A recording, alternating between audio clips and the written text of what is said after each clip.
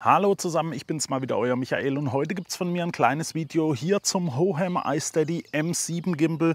Wie ihr wahrscheinlich unschwer erkennen könnt, handelt es sich dabei um einen Smartphone-Gimbal. Und hier muss ich sagen, es handelt sich um einen Smartphone-Gimbal mit Vollausstattung. Also hier ist es wirklich so, das Teil bietet euch so gut wie alles, was man haben kann. Ihr habt hier wirklich eine Vollausstattung für diesen Gimbal. Das ist natürlich preislich auch entsprechend so, da kommen wir später dazu. Ich möchte euch jetzt erstmal ein bisschen vorstellen, was das Teil so kann. Und da geht es mir erstmal darum, ich möchte euch nicht irgendwie ein Produktdatenblatt von oben bis unten vorlesen, sondern euch so meine Eindrücke von dem Gimbal mitteilen. Ich habe den jetzt schon ein paar Monate testen können. Als erstes, das Ganze kommt in einer Transportbox. Das blende ich euch gleich noch ein, was da so alles dabei ist. Da könnt ihr den richtig toll transportieren. Ihr habt hier unten ja dieses Stativ, das lässt sich da abschrauben. Das macht den natürlich kleiner, wenn ihr das da ein bisschen weg habt. Es ist ein Gimbal für große Smartphones. Also der schafft so um die 500 Gramm, was das Smartphone haben kann. Das heißt, das kann schon richtig schwer sein. Da seid ihr mit einem iPhone oder so lange nicht am Limit. Das sollte für die größten Smartphones reichen. Es können auch so Flip-Smartphones benutzt werden. Ihr müsst da nur so ein bisschen aufpassen. Ihr habt da eine Aufnahme von 58 bis 90 mm. Das muss da halt reinpassen. Ansonsten wiegt der Gimbal 630 Gramm circa. Das ist ganz okay für einen Gimbal, vor allem mit der Power. Der hat halt starke Motoren, die wiegen halt auch ein bisschen was. Aber damit lässt sich schon gut arbeiten. Er ist sehr handlich, es lässt sich sehr schön mit schwingen und ja, er stabilisiert auch gut. Und ansonsten, ich habe mir das hier aufgeschrieben, deswegen muss ich ja ab und zu mal ein bisschen durchscrollen. Was der Gimbal auch noch hat, ihr habt hier so eine Verlängerung. Und zwar, ihr könnt den um 193 mm ausfahren. Da habt ihr dann natürlich ganz andere mögliche Winkel, die ihr filmen könnt. Ihr könnt erstmal von weiter oben noch ein bisschen was filmen, könnt aber auch unten am Boden angenehm filmen. Ihr müsst da also nicht in die Knie gehen oder so. Das ist also ein ganz cooles Feature, habe ich auch ab und an mal schon benutzt. Man kann es natürlich auch einfahren und dann hat man hier einen relativ kleinen, kompakten Gimbal. Ja, wie gesagt, ihr habt eine Aufnahme von 58 bis 90 mm und die Dicke vom Smartphone darf bis 12,5 mm betragen. Also da könnt ihr schon ein bisschen was einspannen. Der Akku hält so um die 12 Stunden im stationären Betrieb, 8 Stunden bei Nutzung mit dem AI-Tracking, da kommen wir gleich noch dazu. Und ungefähr 3 bis 4 Stunden, wenn ihr neben dem AI-Tracking auch noch die Lampe, das Fülllicht hier oben benutzt. Da kommen wir auch gleich noch dazu, was das so kann. Also wie gesagt, 3 bis 4 Stunden sollte normalerweise gut reichen. Ihr wollt den ja nicht durchgehend nutzen. Der Gimbal selber kann auch als Powerbank fürs Smartphone benutzt werden. Also ihr habt da Kabel dabei, da könnt ihr euer Smartphone anschließen. Dann kann das Smartphone über den Gimbal laden. Das ist natürlich von Vorteil, gerade wenn ihr mit dem Smartphone viel filmt, geht es natürlich auf den Akku. Da wollt ihr vielleicht irgendwann den Akku dann doch mal nachladen. Wenn er sich dem Ende neigt, könnt ihr hier mit dem Gimbal machen. Wie ihr seht, ich habe den hier aktiviert. Das Smartphone ist da, wird auch stabilisiert. Ihr könnt für den Transport die Achsen sperren. Also ihr habt da Schalter, da lässt sich das alles sperren. Dann lommelt es da nicht so in eurer Tasche rum. Oder wenn ihr das vielleicht an der Seite von eurem Rucksack befestigt habt oder sowas, ist das alles so kein Problem. Und ja, Smartphone-Gimbals gibt es ja meiner Meinung nach fast wie Sand am Meer. Da gibt es von den billigsten bis zu den teuersten alles. Da müsst ihr einfach wissen, was ihr für euch so haben wollt. Bei dem, wie gesagt, ist es so, ihr habt eine Vollausstattung. Und das spiegelt sich natürlich am Gimbal selbst auch wieder. Ihr habt nämlich hier zum Beispiel eine kleine Fernbedienung. Mit dieser Fernbedienung könnt ihr den Gimbal fernsteuern. Ihr seht es hier, ich kann den bewegen. Das sind 10 Meter Reichweite. Also es geht auch ein Tick mehr, gerade auf freiem Feld geht da ein bisschen mehr. Das geht über Bluetooth, gehe ich mal davon aus. Und deswegen seid ihr da eben begrenzt in der Reichweite, aber für die meisten Sachen, ihr wollt ja auch noch im Bild drin sein, lässt sich das Ganze hier toll verwenden. Und dann ein weiterer Vorteil bzw. ein Hauptmerkmal von diesem ganzen Teil, die Fernbedienung hat einen 1,4 Zoll Bildschirm, Touchbildschirm, klar, damit ihr da auch ein bisschen die Einstellung einstellen könnt. Ihr könnt aber auch über diese Kamera hier oben im Gimbal das Bild auf der Fernbedienung sehen. Und das ist natürlich ein Riesenvorteil. Ihr könnt nämlich zusammen mit dieser Kamera ein Tracking veranstalten, sag ich mal. Das heißt, ihr benötigt die Hohem-App gar nicht, wenn ihr den Gimbal im Tracking-Modus benutzen wollt. Das könnt ihr über den AI-Tracker hier oben, AI-Tracker, alles benutzen und hat halt den Vorteil, ihr könnt auch andere Kamera-Apps zum Aufnehmen benutzen. Zum Beispiel die Blackmagic Software, wo euch ja dann natürlich sehr viele Möglichkeiten bietet. Aber auch die Hohem-App selber bietet euch von den Einstellungen her sehr viele Möglichkeiten.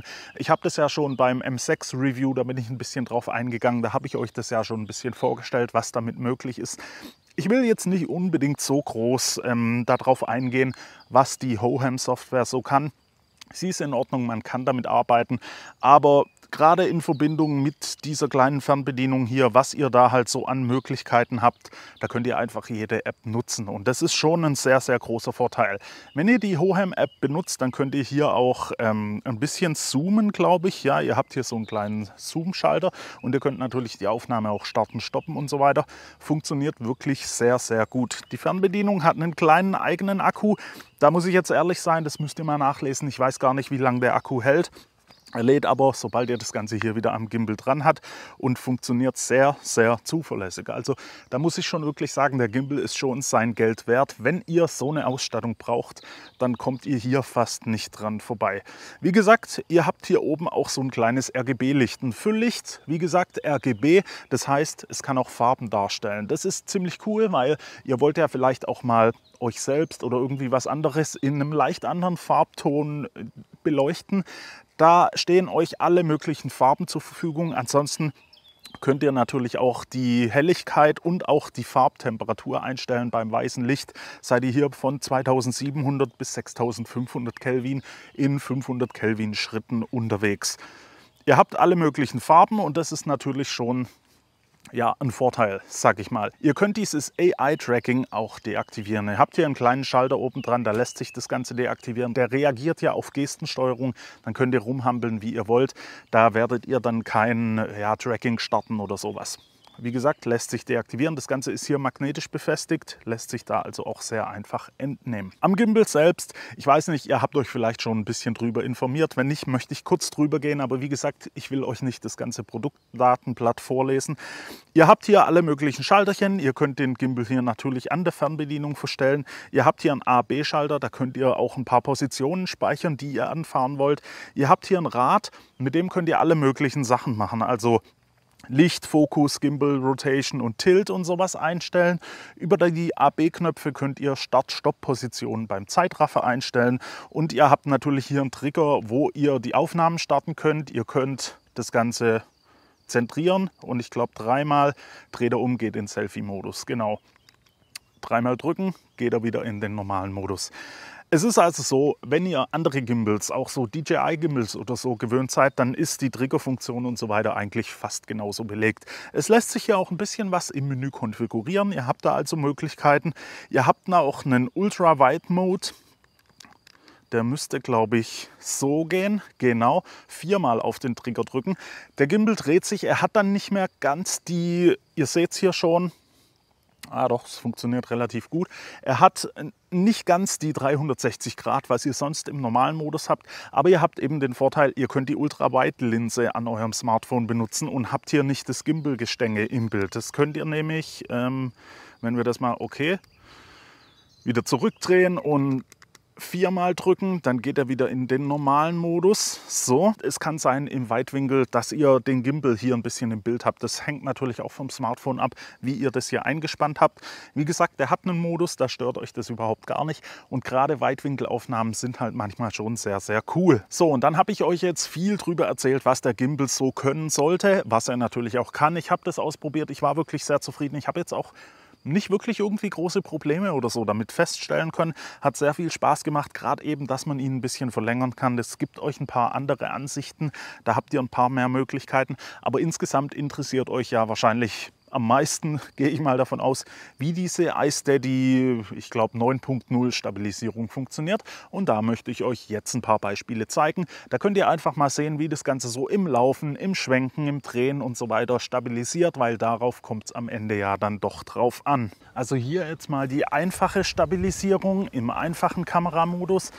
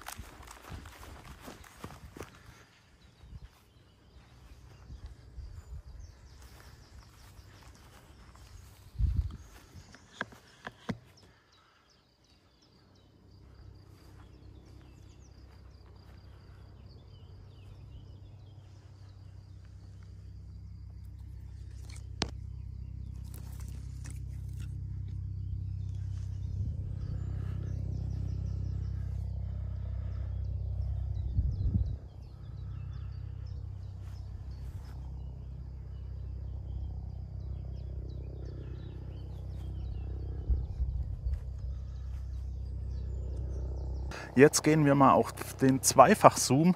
Ich laufe jetzt einfach mit dem Zweifachzoom hier nochmal entlang, dass ihr das sehen könnt, wie stabilisiert wird.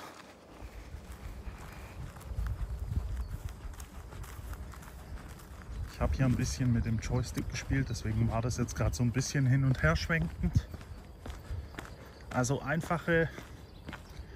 jetzt einfach der Zweifachzoom der Kamera.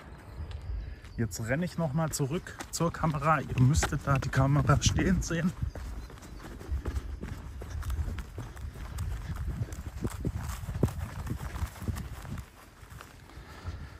Und jetzt machen wir das Ganze noch mit dem Fünffach-Zoom. Starte die Aufnahme.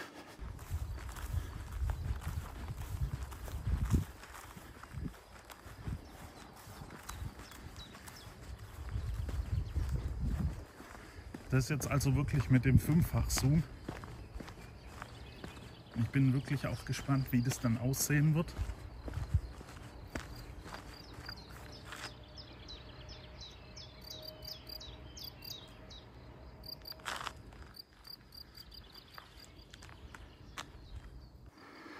Da vorne seht ihr die Kamera stehen. Ich renne da jetzt mal hin und bin gespannt, was der Gimbal da macht.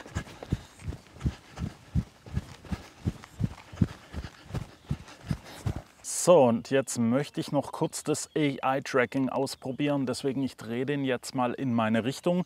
Wir haben das da oben aktiviert. Man sieht das Ganze durch einen roten Punkt. Und wenn ich ihm jetzt das Zeichen gebe, dann fängt er an, mich zu verfolgen. Und das sieht doch schon mal sehr gut aus. Also wir sind hier jetzt im Bild, auch wenn ich ein bisschen runtergehe, hochgehe. Ich laufe hier mal ein bisschen zur Seite. Das ist schon gut. Jetzt verstecke ich mich mal hier hinterm Baum.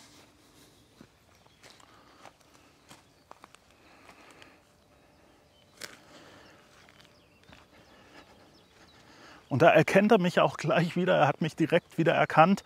Und das Ganze kann ich natürlich auch wieder stoppen mit meiner Hand. Und ihr seht, er hat aufgehört zu tracken. Das ist natürlich schon sehr, sehr cool. Gefällt mir schon sehr arg. Hat eben den Vorteil, ihr könnt eben frei Software verwenden.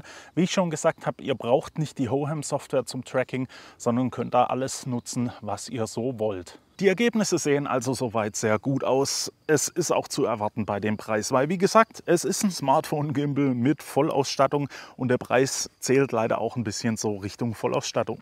Ihr bekommt den normalerweise für um die 300 Euro. Das ist für einen Smartphone-Gimbal schon am oberen Ende der Preiseinteilung von den ganzen Teilen. Aber wie gesagt, ihr habt ja auch sehr viel Ausstattung. Manchmal kann es auch sein, ihr kriegt den auch mal für 250 oder vielleicht sogar für 200. Da müsst ihr mal so ein bisschen rumgucken.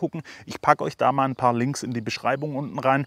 Dann könnt ihr euch das anschauen. Vielleicht, ich müsste mal gucken, ich habe glaube ich sogar noch einen Rabattcode, den ich euch da dazu schreiben kann. Den packe ich auch in die Beschreibung. Also wie gesagt, wenn ihr Interesse daran habt, dann schaut euch das einfach mal an. Ich packe euch das in die Beschreibung und das war es eigentlich schon so von mir. Das Wichtigste, die Stabilisierung habt ihr dann jetzt hoffentlich gesehen. Und auch von der Ausstattung her ist das Teil wirklich toll. Ich hoffe, das Video hat euch gefallen. Wenn es denn so war, lasst mir doch einfach ein Like da. Abonniert den Kanal für weitere Videos. Und dann hoffe ich, sehen wir uns beim nächsten Mal wieder. Wenn ihr Fragen oder Anregungen habt, schreibt diese einfach gerne in die Kommentare. Und dann sehen wir uns im nächsten Video. Bis dahin wünsche ich euch eine gute Zeit. Ciao.